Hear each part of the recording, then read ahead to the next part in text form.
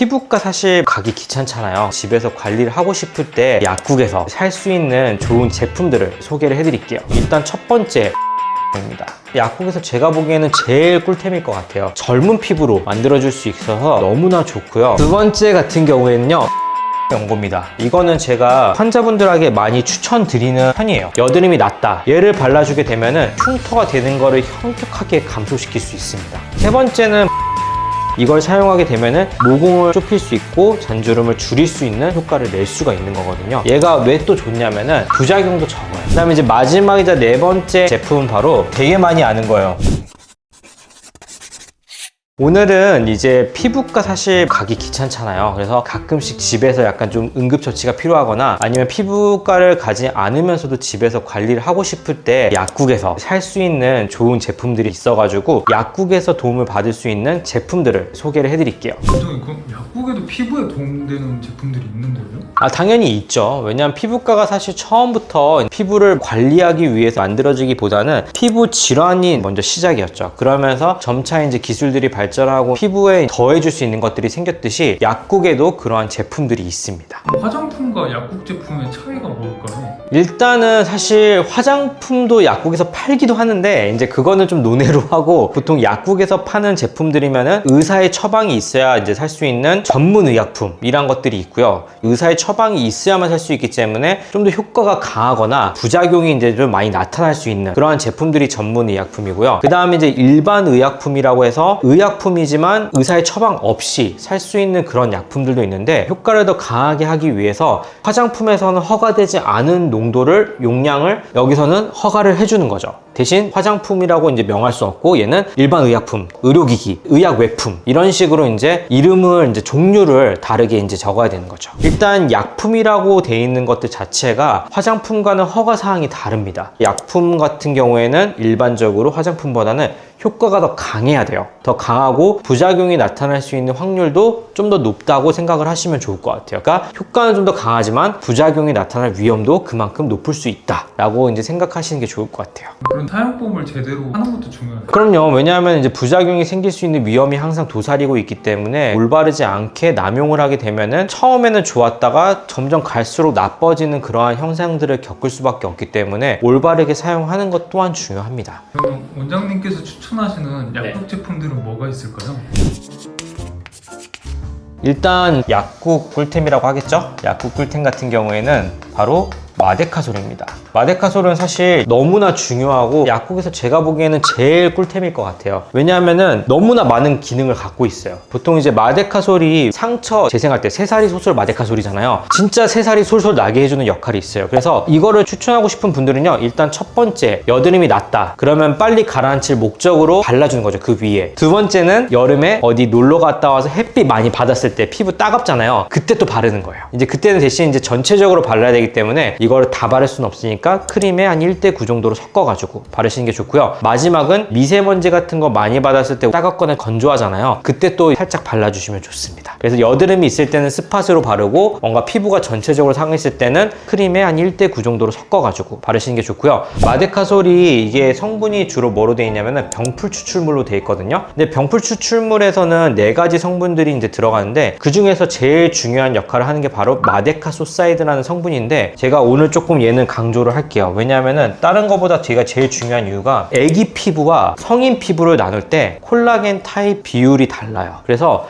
애기 피부는 타입 3 콜라겐 비중이 더 높습니다. 물론 얘만 있으면 안 되겠지만 애기 피부로 가려면은 콜라겐 타입 3이 많아야 돼요. 근데 이 마데카소사이드라는 성분이 콜라겐 타입 3번을 만들어주는 역할을 하기 때문에 이 병풀 추출물이 생각보다 중요하고, 그렇기 때문에 이 마데카솔도 그만큼 꿀템이 될 수 있어요. 근데 또 얘가 한 가지 좋은 게 뭐냐면요, 항균 작용을 해요. 물론 모든 균을 다 죽이진 않지만 특정 균들을 억제시킬 수 있는 기능이 있기 때문에 여드름이 있는 경우에는 스팟으로 좀 발라주게 되면은 효과가 있고, 또 여드름이 가라앉고 나서 흉터가 되잖아요. 그 흉터를 줄이는 역할로 얘가 해줄 수 있어요. 다만 이 마데카솔 같은 경우에는 일반 의약품으로 허가가 나 있잖아요. 그만큼 정제가 화장품보다는 덜 돼 있을 수 있어요. 그렇기 때문에 우리 피부에 자극이 될 수 있는 성분도 섞여 있을 수 있어요. 그렇다는 것은 무슨 뜻이냐면은 얘는 장기간 사용하면 안 된다. 피부가 재생이 필요할 때 단기간 한 1주에서 2주 정도 화장품에 살짝 섞어가지고 우리가 뭔가 피부가 상했을 때 그럴 때 잠깐 단기간 동안 사용할 목적으로만 쓰는 겁니다. 한 가지 주의할 게 있어요. 마데카솔은 종류가 많아요. 마데카솔 연고도 있고 분말도 있고 그 다음에 복합 마데카솔도 있거든요. 복합 마데카솔 같은 경우에는 항생제나 스테로이드 같이 들어있어요. 그런 경우에는 스팟으로 바르면 괜찮아요. 대신 오래 쓰면 스테로이드 때문에 피부가 상할 수 있기 때문에 절대로 얼굴 전체 도포용을 쓰지 마시고 그냥 잠깐 트러블을 빨리 가라앉히는 목적으로 사용하시면 되고, 얼굴 전체를 도포할 목적으로 사용하실 때는 그냥 일반 마데카솔 연고를 화장품에 살짝 섞어서 바르시는 게 제일 좋습니다. 두 번째 같은 경우에는요, 이것도 사실은 이제 재생과 관련된 성분인데 바로 EGF 세살 연고입니다. 요거 종류가 되게 많아요. 그래서 요거는 따로 이제 뭐 제품명을 말하지 않는데 EGF가 들어가면 되고요. 이거는 제가 환자분들에게 많이 추천드리는 편이에요. 일반적으로 우리 병원에서 사용할 때도 EGF가 뭐냐면은 에피더멀 그로스 팩터라고 해가지고 표피 성장 인자예요. 말 그대로 피부에 있는 표피를 성장시켜주는 인자인데, 우리가 이제 나이가 30을 넘어가면은 얘가 농도가 어떻게 되냐면은 이렇게 처음에 올라갔다가 쭉 가라앉아요. 이 기준이 이제 보통 30이에요. 그러면서 이게 떨어지게 되면 뭐냐면은 이게 뭐랬어 아까? 표피 성장 인자잖아요. 표피가 성장을 못해요. 그래서 나이가 들면은 여드름이 나도 흉터가 잘 되는 거예요. 재생을 잘 못하니까. 그리고 어렸을 때는 상처 나도 흉터 잘 안 되잖아요, 애기 때는. 근데 성인이 돼서 상처 나면 어떻게 돼요? 전부 다 흉터 되죠. 얘가 없어서 그래요. 그럼 얘는 어떻게 사용을 하느냐? 상처가 났을 때는 우선 감염을 예방하기 위해서 항생제를 바르고, 그 다음에 상처가 어느 정도 덮였어요. 그때부터 바로 사용을 시작해야 돼요. 아니 여드름이 터져가지고 흉터가 걱정이 된다 라고 했을 때 얘를 발라주게 되면은 흉터가 되는 거를 현격하게 감소시킬 수 있습니다. 그래서 주로 언제 추천하냐면은 점 같은 거 빼고 나서 처음에 테이프를 붙이잖아요. 그걸 떼고 나면은 상처는 재생이 됐지만 약간 붉은기가 남거나 이제 정상 살처럼 안 보일 때가 있어요. 그때 얘를 발라줍니다. 그러면은 얘가 그거를 재생시켜 줄 수 있고, 또는 상처가 얇게 났어요. 그 다음에 상처는 재생이 됐는데 이제 붉은기가 좀 남잖아요. 그럼 흉터가 될 수 있는 위험이 있기 때문에 그때 또 발라주라 말씀합니다. 그리고 마지막으로는 화상 같은 거 입었을 때, 화상 같은 거 입었을 때 마지막에 흉터가 되지 말라고 어느 정도 초기에는 피부가 자랄 때까지는 처치를 해주고, 피부가 자란 다음에 얘를 발라주라고 말씀을 드립니다. 그러면은 흉터가 되는 이제 확률을 현격하게 감소시킬 수 있어요. 특히 여드름이 터졌을 때도. 근데 예를 들면 상처가 덮이고 나서 오랜 기간 지났어요. 그럼 얘는 역할이 별로 안 됩니다. 그렇기 때문에 상처가 생기고 나서 표피가 겉에 표면이 덮이자마자 바로 사용을 시작해 주셔야지 우리가 흉터 없는 깔끔하고 매끄러운 피부를 만드는데 큰 역할과 도움을 주는 친구죠. 약국에서 구매하려면 네. EGF 들어있는 연고 주세요 하면 되나요? 네, 맞아요. EGF 들어가 있는 연고를 주세요 하면은 바로 주십니다. 세 번째는 바로 뭐냐면요, 비판텐. 사실 요거는 유명하니까 이제 말씀을 드리는 거고, 요거보다는 덱스판테놀이라고 하는 성분이 들어간 크림 다 상관없어요. 왜 이거를 중요하게 말씀드리냐면은 이 덱스판테놀은 사실 비타민 B거든요. 비타민 B인데 얘가 어떤 역할을 해주냐면은 뭔가 피부가 간지럽거나 자극이 됐을 때 이 덱스판테놀이 들어간 성분을 바르게 되면은 피부를 진정시킬 수 있어요. 그리고 얘가 5% 정도 들어갈 때 1%의 스테로이드 정도의 역할을 해요. 그러니까 스테로이드를 안 씀에도 불구하고 스테로이드의 역할을 할 수가 있기 때문에 피부 염증을 빠르게 가라앉혀 줄 수 있는 역할을 해줄 수가 있는 거죠. 스테로이드 같은 경우에는 좋은데 왜 못 쓰냐? 부작용이 많거든요. 스테로이드를 피부에 오래 쓰면은 처음엔 효과를 보는 것 같지만 내성도 생겨요. 그러니까 점점 더 강한 스테로이드를 원하게 됩니다. 그래서 처음에 어떻게 되냐면은 7등급 스테로이드 쓰다가 5등급 쓰다가 3등급 쓰다가 결국에 1등급까지 가요. 근데 문제는 얘도 내성이 생겨가지고 얘도 안 돼요. 그러면 이제 먹는 약을 쓰는 거예요. 먹는 스테로이드 쓰는데 문제는 먹는 스테로이드는 용량이 클 거 아니에요. 흡수되는 호르몬이 깨져요. 왜냐면 스테로이드라는 것 자체가 우리가 스트레스가 생길 때 발산되는 호르몬이거든요. 그러면서 우리 몸의 균형이 깨지면은 점점 피부 내구도가 깎여 나가기 때문에 결론적으로는 나중에 피부가 더 안 좋아질 수 있어요. 오랫동안 좋은 피부를 간직하려면은 얘는 최대한 안 쓰는 게 좋아요. 그렇기 때문에 그 역할을 해줄 수 있는 덱스판테놀을 쓰게 되면 되면은 스테로이드에 대한 부작용을 줄이면서도 스테로이드의 어느 정도 효과를 얻을 수가 있기 때문에 좋은 거죠, 사실. 비판텐 같은 경우에는 피부 자극이 심한 부위가 있다. 그 부위에 연고를 그대로 바르거나 아니면 얼굴 전체에 자극이 있으면은 재생크림 있잖아요. 거기에 살짝 한 1대9 정도로 섞어가지고 바르시면 좋은데, 제가 왜 굳이 이 덱스판테놀이라는 성분을 설명을 드리면서 요것과 구분하라고 말씀드렸냐면요. 비판텐은 연고가 약간 노래요. 이게 왜 노라냐면은 양모왁스가 들어가거든요, 니놀리나는. 근데 이 양모왁스 같은 경우에 생각보다 피부 알러지 비율이 높아요. 그렇기 때문에 이 양모왁스 때문에 오히려 피부 자극이 생기는 경우가 생겨가지고 흰색 크림에 덱스판테놀 크림이 들어가 있는 거를 사용하시는 게 제일 좋습니다. 그럼 그 양모 왁스의 장점이 있나요? 왜 그걸?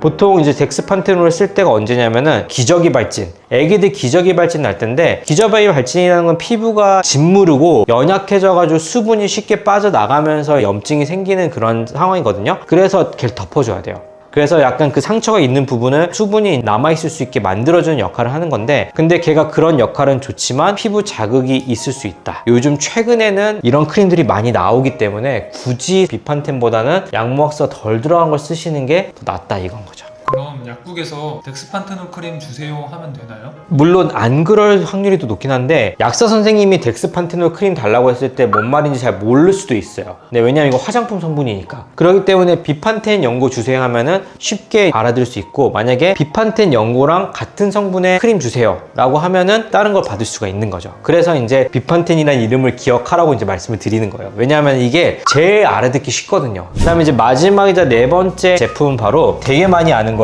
스티바이.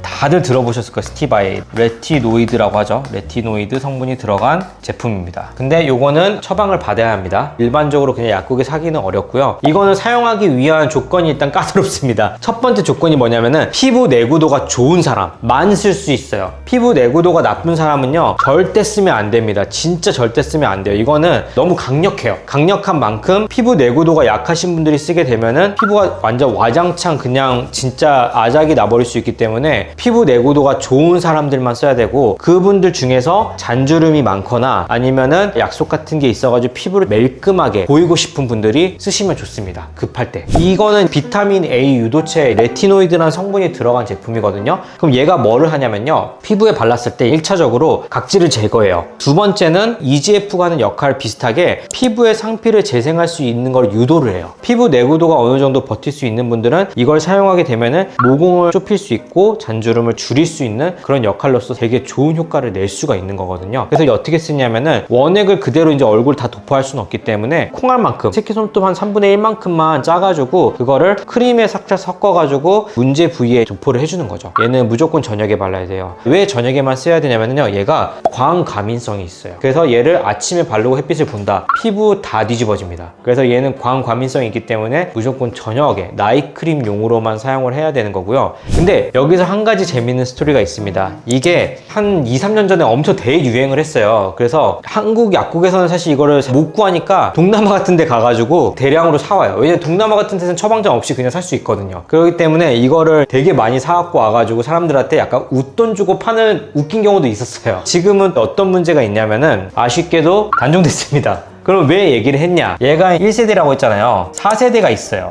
이 아데팔렌이라는 성분이 4세대 레티노이드 성분입니다. 그래서 얘가 왜 또 좋냐면은 스티바 A보다는 효과는 좀 더 약하지만 부작용도 적어요. 좀 더 사용하기가 편할 수 있어요. 그렇기 때문에 이 아데팔렌을 아까 말씀드린 스티바 A처럼 약간만 덜어가지고 사용을 하시면은 효과는 좀 더 약하지만 그만큼 부작용을 줄일 수 있기 때문에 피부 장벽이 약한 사람이라도 어느 정도 사용을 할 수가 있는 거죠. 대신 처방은 받아야 됩니다. 그리고 이 레티노이드 말고 화장품에선 레티놀이 들어간 성분이 있어요. 얘보다 좀 약해요. 그런데 비슷한 역할을 할 수 있기 때문에 걔도 아까 말씀드린 것처럼 피부 장벽이 내구도가 약한 분들이 쓰게 되면은 자극도가 되게 생각보다 있을 수 있어요. 그렇기 때문에 한번 써보시고 나서 하루 이틀 만에 피부가 따갑거나 수분이 날아가는 건조한 느낌이 많이 든다, 그러면은 그분들은 안 맞는 거기 때문에 그런 분들은 안 쓰시는 게 좋습니다.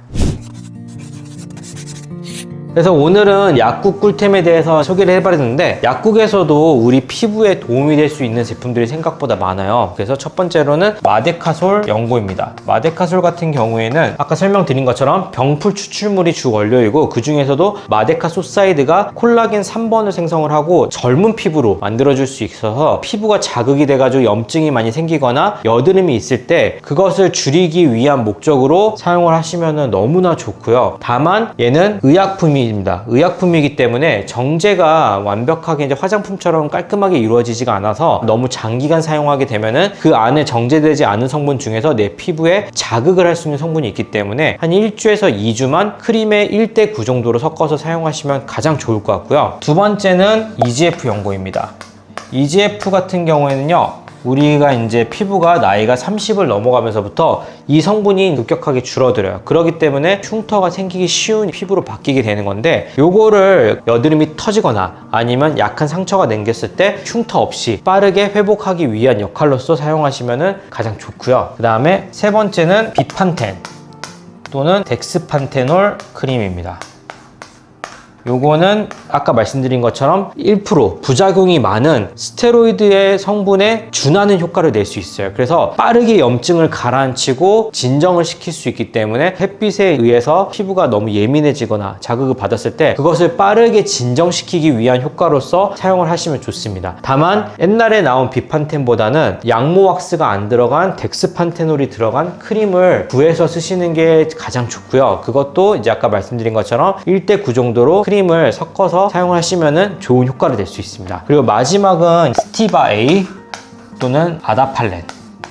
스티바 A 같은 경우에는 1세대 비타민 A 크림이고 아다팔렌 같은 경우에는 4세대 비타민 A 크림인데, 얘는 어떤 역할을 하면은 우리 피부의 각질 세포를 이제 탈락을 시키면서 피부 재생을 유도시키는 그러한 역할을 하는 성분으로서 잔주름이 좀 많거나 모공이 넓어가지고 그걸 줄이고 싶을 때 그 역할로서 얘를 사용하시게 되면 좋은 효과를 얻을 수 있습니다. 다만 피부 각질을 탈락시키는 역할을 하기 때문에 피부 내구도가 약하신 분들이 쓰게 되면은 자극을 받을 수 있어요. 그렇기 때문에 피부 내구도가 좀 어느 정도 강하신 분들이 사용하시는 게 좋고, 그거를 구분하는 방법은 사용해 봤을 때 너무 따갑거나 붉어지거나 하시게 되면 안 맞는 겁니다. 그분은 피부 내구도가 약한 거기 때문에 그런 분들은 사용하시면 안 되고요. 그렇지 않은 분들은 한 달에 한 번 정도씩 나이트 크림으로 사용을 해야 돼요. 왜냐하면 얘가 햇빛 관광일성이 있기 때문에 햇빛이 있는 데서는 절대 사용하면 안 됩니다. 그리고 한 가지 또 스티바 A 같은 경우에는 현재 단종됐어요. 그렇기 때문에 좀 더 효과를 순하게 만들고 부작용을 줄인 4세대 아다팔렌 연고를 1:9 정도로 해서 크림이랑 섞어서 저녁에만 사용을 하시게 되면은 효과를 보실 수가 있습니다. 그래서 이렇게도 약국에 보시면 이런 좋은 제품들이 있잖아요. 이런 좋은 제품들을 사용을 하시면은 피부과에 오지 않더라도 충분히 집에서도 할 수가 있는 거죠. 오늘 영상이 도움이 되셨다면은 구독과 좋아요 그리고 알림 설정까지 부탁드리고, 혹시나 피부과에 갈 시간이 안 되거나 너무 가기 귀찮은데 피부 관리를 좀 하고 싶다, 그러한 분들이 있다면은 이 영상을 꼭 공유 부탁드리겠습니다. 감사합니다.